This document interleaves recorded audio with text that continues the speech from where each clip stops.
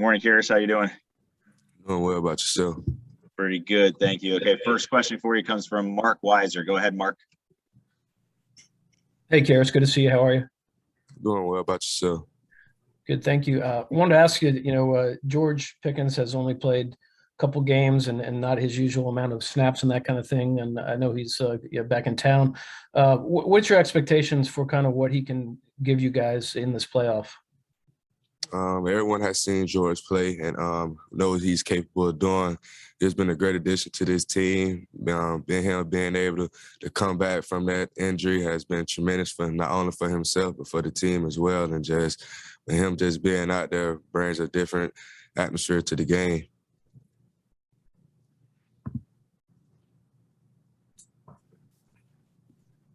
All right, next question for Chip. Go ahead, Chip Towers. Hey, Kearis, good to see you.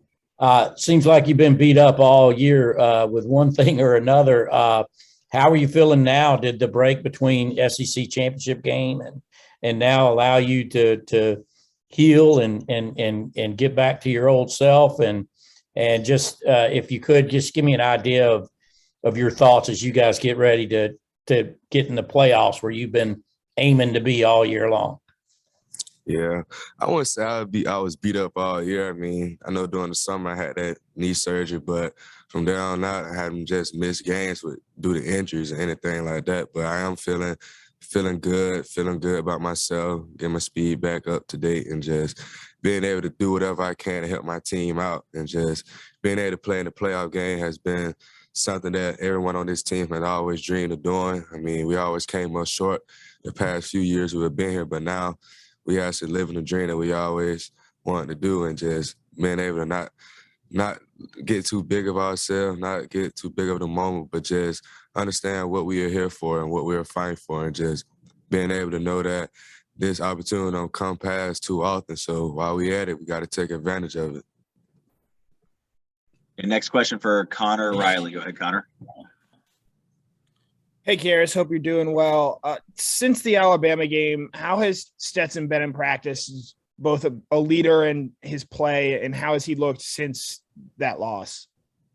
Yeah, I mean, we just centered around him pretty much and just knowing that he's not in this alone. Though he was receiving a lot of bad talk about him. And like he said in the interview before, like he don't look at that type of stuff. We don't either, but at the same time, we just got to know that we all are here for each other. And ever since that loss, not only him, but the whole team has just took a step forward, just trying to get better. Like you win some, you lose some, but you live to fight another day. So it's like, yeah, we lost that game, but now we have another opportunity on a bigger stage to go do what we want to do and just go win the next game.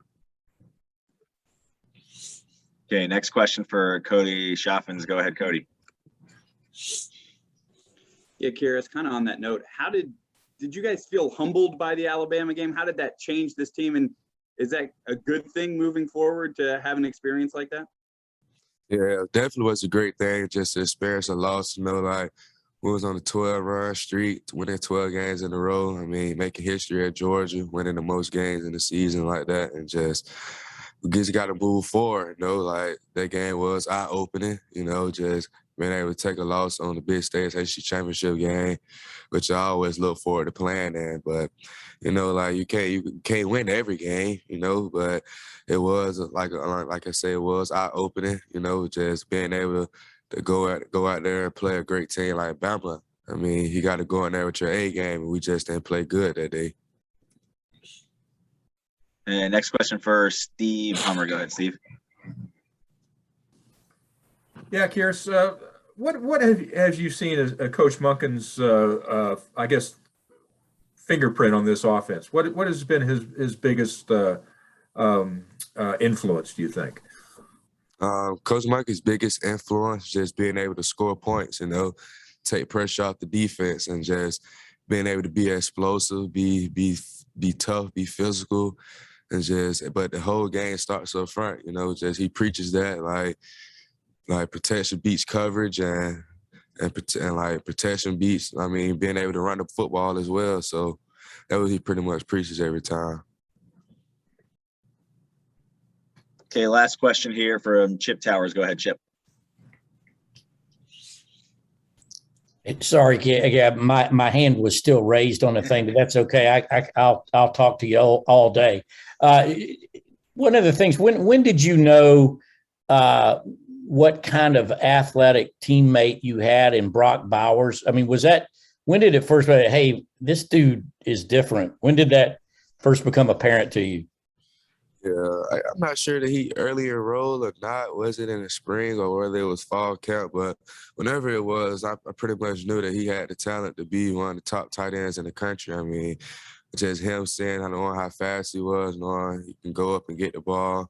He's very shifty with the ball in his hand. I just pretty much knew that he was going to be dangerous, especially when he get the rock in his hand. But when I seen him the first time, I mean, I was like, yeah, he's going to be one of the top tight ends in the country.